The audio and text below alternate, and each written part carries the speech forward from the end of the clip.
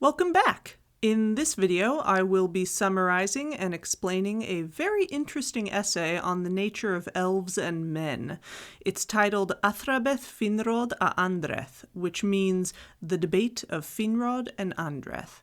You can find this essay in the book called Morgoth's Ring, the 10th in the 12-book series titled The History of Middle-earth, compiled and edited by Christopher Tolkien. J.R.R. Tolkien wrote this piece after the publication of The Lord of the Rings, and it concerns two characters in the First Age who have a philosophical conversation.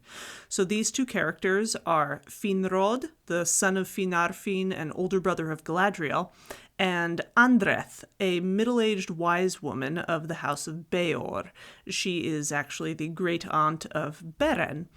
And this conversation takes place in Beleriand during the First Age, more specifically during the Siege of Angband, that period of 400 years of relative peace when the Noldor keep Morgoth at bay. Tolkien states that this piece of writing is, quote, an example of the kind of thing that inquiring minds on either side, the elvish or the human, must have said to one another after they became acquainted, unquote. In other words, of course philosopher men and elves would have wound up discussing their natures with each other at some point or another. Now before we start, let's look at a couple important vocabulary words. Since this debate is about the nature of the fates of elves and men, of course we're going to see discussion about body and soul. The term for body is hroa, and the term for soul is fea. So every incarnate being in Arda has a hroa and a fea. That's elves and men. And just a refresher, the word Arda refers to the world in which all of Tolkien's stories take place. He describes it as somewhat like our solar system, and the Earth within that solar system is called Imbar. But kind of confusingly, the term Arda is used interchangeably with Earth. So you should really just think about it as a physical place in the universe being known as Ea. And Eru, the One, in other words God, lives outside of Ea. He lives outside of the physical universe. So just keep this in mind as we go along. Finrod really enjoys getting to know the other peoples of Middle-earth, especially humans. In fact, he's the first elf to have ever come across men after they come over the Blue Mountains, and we know that these people he meets come from the house of Breault. We see this in the Silmarillion. As such, he has a special place in his heart for them. He likes to visit them often, especially Andreth, who is very wise and knowledgeable about the lore and legends of men, and more ready to share that history with Finrod than the other wise men are. And she is known among the elves as Seilind, or Wiseheart. In the year 409 of the First Age, Finrod is a guest in the house of Belemir, a kinsman of Andreth who also lives there. And he comments to her offhand that the swift passing of men's lives is very sad to him, mentioning the various generations of men of the house of Breault whom he had already known and seen die. And she replies that men used to pass away even more quickly before they came to Beleriand. So that's at least one good thing, a little lifting of the shadow being Morgoth. But Finrod is curious how Morgoth is connected to men's short lives, and he goes on to state that since men are children of Eru, therefore their fate to die comes from him. There you go. End of story. Well, not so fast, because Andreth replies, you elves all say the same thing. We're children of Eru, and we die, so therefore we're meant to die. Be real. You guys just look down at us as weak, pitiable creatures. Yes, some elves think like that, but not me. We don't speak lightly when we say you men are fellow children of Eru. As such, your hroar and fear are more similar to ours than anyone else on the earth. Therefore, you are our kin. We believe your swift passing to be a part of your nature, and because we're kin, this grieves us even more than when a plant or animal dies. Don't you guys believe that death is a part of your nature? No. Among the lore of the wise comes a voice out of the distant darkness of our past, telling us that men didn't always die, and death is not part of our true nature. Morgoth's malice brought death to men, and that's why we're mortal. I can believe that Morgoth's power in Middle-earth has helped shorten men's lives and weaken their bodies. Heck, you see it with us too. Elves who live here and those who have come back from Aman all have diminished health and stature. That's what happens when you live in a marred world. Everything fades more quickly. No, that's not what I meant. You guys have such a one-track mind. Elves are elves, men are men, and the preordained order is like that of lords looking down on the lowly, the mighty first-comers and the weak followers. No. The wise speak of something different. They say we were never supposed to experience death, but rather it was imposed upon us, and that's why we fear death and try to escape it. But I don't think we can escape it in this world, not even if we were in Aman. We ran all the way to Balerion, trying to escape the shadow, only to find it here waiting for us. These words are strange and terrible. I can imagine that men have suffered some great hurt if this is what the wise among you believe. But trust me, we do not get a kick out of you guys dying. The only one who would say otherwise is Morgoth. Watch out for his lies. You seem to think he imposed death on you, and you talk about his shadow and death itself as the same exact thing. In escaping his shadow, you escape death. This isn't true. If men's mortality only came from him, then why is there death among other creatures in this world as well? Nah, I think the word death would otherwise be good, but Morgoth has tainted it to mean something evil. Pfft, it's easy for you to say that death can be good. How would you know anything about it? You're never going to die. Oh no, we actually can die, and we fear it too. We've been dropping like flies ever since we came back here to wage war with Morgoth on behalf of everyone, not just for our own benefit. We're trying to prevent his shadow from spreading. Oh really? I heard you guys just came here to get your precious jewels back. Or maybe that was just the reasoning of the Sons of Feanor. Anyway, I'm going to ask you again, what do you know of death? Because when you guys die, quote unquote, you don't actually leave the world. You get to be reborn again eventually. But us? Nope. When we die, it's lights out forever, and it's not supposed to be that way. Okay, fair enough. You say our death sucks, but at least we can come back, whereas your death is an end without any hope of coming back and making things right. Right? Yes, but there's another difference too. Your deaths are just a blip on the radar that you can avoid if you're fortunate, strong, or clever. But our deaths? Inescapable no matter what.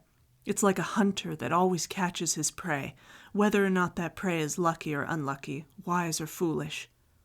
And being thus pursued, men have no hope? We have no certainty or knowledge, just fears, or vague impressions. But hope? Even the wise barely talk about that. Maybe we'll discuss it soon. Sure we can, but hang on. So far as I can tell, the biggest difference between men and elves is the speed of our deaths. But you think elves can't experience inescapable death? That's not true. Arda will come to an end someday, along with all creation. We elves are bound to the world, body and soul. So when it goes, so do we. Lights out for us too. And we don't have any certainty of our fate beyond that either, just like you guys. And no one talks to us about hope. Oh, I didn't know that. But at least our hunter is much slower, you would say. True, but I don't know if that makes things any better at the end of the day. So let me get this straight. You don't believe that men were ever supposed to die like you do now. How did this happen if you are indeed correct? You say it's by the malice of Morgoth, but you ignore the fact that he's marred and diminished the entire world. You seem to think he did it to men specifically, like he has it out for you or something. That is correct, yes. Yikes, then that is something quite dreadful. I mean, Morgoth is mighty, believe me, I've seen him in action, but never has it crossed elves' minds that he could fundamentally change the nature of the children of Eru like you describe. If he can, then he's more powerful than we could ever imagine, and all the efforts of the Noldor are in vain. Even Valinor is in trouble if that's the case. Aha! Didn't I say that you don't know about death? And now the moment you actually have to think about it, you start panicking. We men know that Morgoth is the lord of this world, and trying to fight him will always be folly and fruitless. Hey, watch what you say. Don't confuse Eru with Morgoth. The only lord of this world is Eru who made it, and his vice-regent is Manwë. Sure, Evil things come from Morgoth, but do you honestly think he's powerful enough to doom the deathless to death? No, I don't believe your tale. Only Eru is powerful enough to make death a part of your fate. So let me ask you, what did you men do in your distant past to anger Eru so much that he would change your nature from immortality to mortality? We don't talk about that with those of other race, but even the wise disagree. At any rate, whatever happened long ago, we've been trying to get away from it ever since. I'm just curious, aren't there any tales of your days before death? Even though you won't share them with outsiders. Maybe. Perhaps the Valar know. The Valar? How should I know? Your Valar don't care about us. We didn't get a special summons. Watch it. You don't know what you're talking about. I've walked among them and seen the light of the trees. Don't talk about them with disrespect. Words like that come from Morgoth. And hasn't it ever occurred to you that men may have put themselves out of the Valar's reach long ago? Or better yet, that the Valar could never govern you in the first place because you are masters of yourselves, only under Eru and no one else? Geez, if you're not going to tell me what you guys did to earn death, then just be careful about placing the blame, because there's nothing I can do to help you figure things out. Anyway, let's switch gears. The original state of men before death. Do you mean you guys were more like us? No, our legends only concern dying and not dying. None of that stuff about ending when the world ends. We didn't even know about the Eldar until very recently. Oh, okay. Well, to be honest, I thought that when you said men weren't supposed to die, you were just kind of jealous of us. That's obviously not the case. But wait a minute. Men did come across elves farther east. Not Eldar, but elves nonetheless. Surely you guys were mortal by then and talked about the different fates of our two peoples. We already had our lore by the time we met them, and we believed then, as we do now, that in our beginning we were born never to die. By this we mean born to life everlasting, without any shadow of any end. That's a really strange nature. Really? Many of the wise believe no living thing was originally supposed to die. Yeah, elves don't believe that. It doesn't make sense, and here's why. Number 1, you said that men once had imperishable bodies not bound by the limits of Arda, and yet your bodies come from Arda and must live in it to survive. Number 2, you're basically saying, although you may not realize it, that from the very beginning your Hroar and Fear were out of harmony, and yet we elves believe that harmony of body and soul is essential to the true, unmarred nature of all children of Eru. Yes, I see your point on the first one. The wise have their own theory on that, but the second one, please explain. Okay, so we've been observing you guys for 3 generations now, and here's what we've come up with. Your Fear and the elves' Fear are similar, but not the exact same. Your souls don't seem to be confined to Arda like ours. Arda is not their home. Now, of course, you guys love this world just like us, but I think we love it in different ways. Let me put it this way. Men are like visitors to a strange land. Everything is new and interesting, and therefore lovable. But elves are like the inhabitants of that land. Everything is familiar, and therefore precious. So men are like guests. You've hit the nail on the head. Well, if we're guests, which lands do we know as our own? You tell me. The elves say of men that when you guys look at something or study it, it's not for the sake of the thing in and of itself, but rather to discover something else. And if you love something, it's only because it reminds you of something else much more dear. But what are you comparing it to? Where are these other more wonderful things? Men are of Arda, so where does this memory come from, of better things somewhere else? It's funny you should say that, because I feel like I'm reminded of something even though I don't understand it. You know, the men say of elves that you know no weariness. You never seem to get tired of anything, but with us, if we see or experience something enough, we get bored with it. But what do you think? Why do we grow tired of things? Is that because the shadow made us do that? Or is that also part of our nature? The shadow may have darkened your unrest and made you get weary more swiftly, but I say it has always been a part of your nature, this restlessness. But this brings me back to my second point before regarding the disharmony of your Hroar and Fear. Children of Eru all have a mind and body that are meant to be together. So that's why men are interesting. Your souls are just guests here in Arda, and will leave it eventually, and yet your bodies come from Arda, and must remain here. I wouldn't want a body that will live beyond Arda's existence, and yet that's exactly what you claim, that men's bodies were originally supposed to be truly immortal. But I feel like a truly immortal soul would much rather leave the body eventually so as to get out of Arda and be released, or maybe even return to its true home beyond the confines of this world. If you look at it that way, then death doesn't seem so bad. But you don't believe that, do you? No, I don't. That sounds like contempt for the body. I don't think that the severance of our bodies and souls is according to our true nature. Talk about disharmony. It's natural for the soul to be immortal and abandon the body to die? Then that would mean that we men have a Hroa and Fea not united in love. The body would be more like a chain or an imposition rather than a gift. If this were our nature from the beginning, then it must have come from Morgoth. But I think that men are like you, in that we only live in the right way when our bodies and souls are together. Therefore, death, which separates them, is a disaster. Okay, this amazes me, because if what you say is true, that your bodies and souls must stay together, then it only follows that when your souls leave the world, they must take the bodies with them, and both will exist beyond time and the universe itself. Thus Arda will be released from the taint of Morgoth, and even from the limits set forth by Eru in the vision. Mighty indeed did Eru make men, so what a great disaster is the change in their original nature. I wonder if the souls of men compare Arda with a vision of what it was supposed to be, where everything lives forever. Or maybe there's another world that's like this one, but better. I don't know. We men are kind of just preoccupied with thinking about death. Okay, so here's what I'm thinking. Men aren't supposed to be the followers to us. No, instead they're supposed to be the heirs and fulfillers who heal the marring of Arda as agents of the magnificence of Eru, to enlarge the music and surpass the vision of the world. Instead of Arda unmarred, it'll be Arda healed, bigger and better.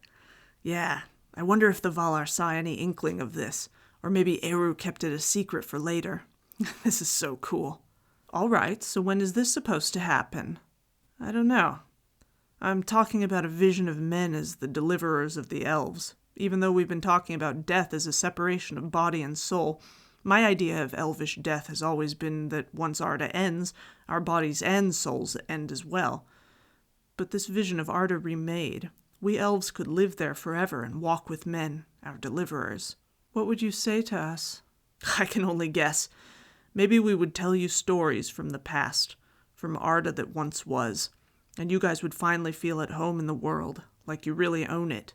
You would then know what we are reminded of, the days when we first met, and our hands touched in the dark. The memories of elves in this world are a burden to us as the ages pass, but in Arda Remade they would be wonderful. But we're talking about this future as if it's for certain. That doesn't change the fact that men are diminished now and that darkness lies before us. There is no Arda Remade right now. So you have no hope? An expectation of good to come in the future based on our experiences of the possibility that good can happen? No, we don't. That is one type of hope. We call it Amdir, or looking up. But there's another kind of hope. Estel, we call it, meaning trust. It comes from our nature rather than expectations based on our experiences. If we are children of Eru, then he won't allow himself to be parted from us for long, not even by the enemy. That is the basis of Estel. All of his original designs were for our joy. You don't have Amdir, but what about Estel? Maybe. But don't you see that it's shaky at best because of our wound of death? Isn't Morgoth still lord of the world? Don't even say it in question form. It can't be unsaid. Don't you get it? We walk in despair even though we have just a little hope of healing, of escaping death someday. Is this Estel? Mere flight in a dream from the only thing we know, which is darkness and death? Mere flight in a dream. In dream, many desires are revealed. Desire might be the last flicker of Estel, but you're confusing dream with hope and waking with belief. You're insinuating that the former is doubtful and the latter is more sure. Are men asleep when they speak of escape and healing? I don't know. How or when will we be healed? And what type of beings will we become after that? And what happens to those of us now who die before the healing begins? Only people of the old hope have any idea of an answer. Who are they? Those men who think Morgoth can be defeated. But defying him doesn't undo the damage he's done. What was this hope exactly? They say that Eru himself will enter Arda and heal men and all the marring that has ever happened. They say this legend has been around since men have existed. Do you believe this too? How can I? It's so outrageous. I mean, forget about the men who serve Morgoth. Most men just view the world as a battle between the equal powers of light and dark. But of course you would say no, that's just Manwë and Morgoth, but Eru is above them all. But isn't Eru just the greatest among the Valar? A great god among gods?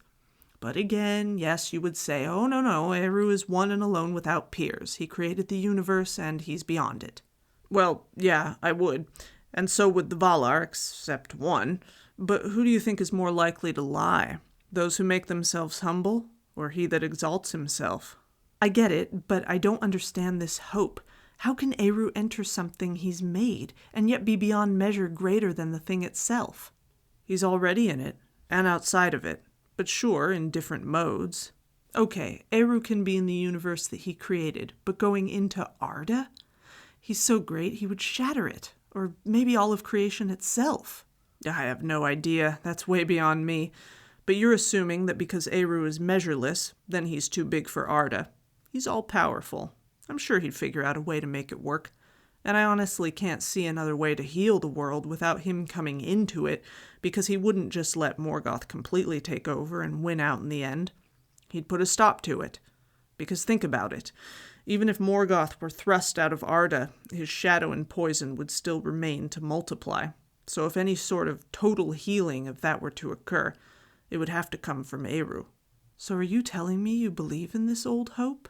Well, don't ask me that yet, because this is the first that I'm hearing of it. The elves have never heard of this kind of hope until now, and this news comes through you.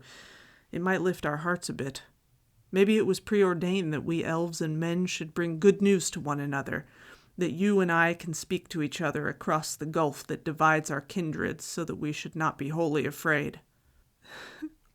Across the gulf that divides our kindreds.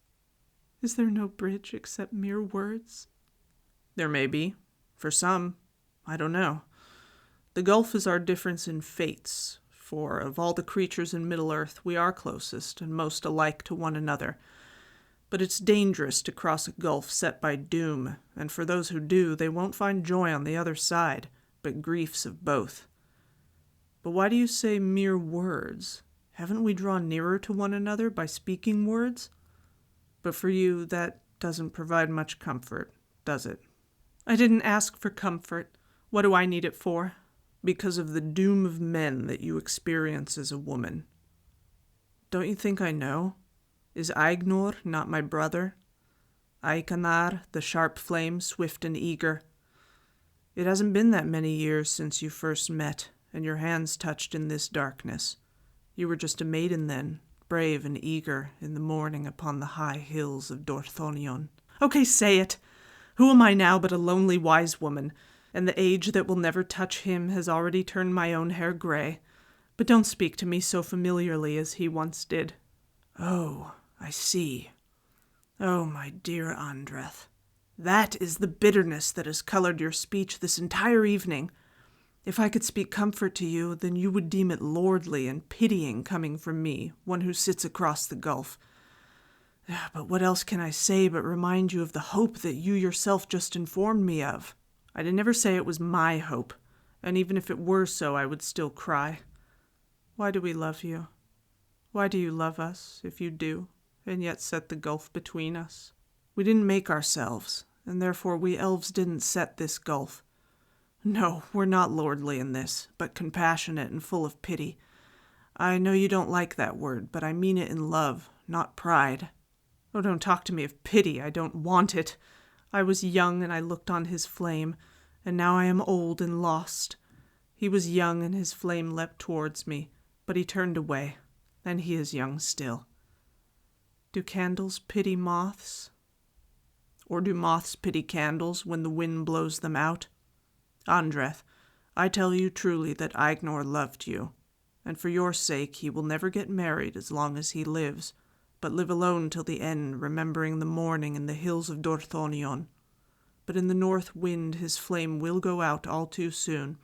I have this foresight, and I can see that you will live long in the order of your kind, but he will die before you do, and he will not wish to return."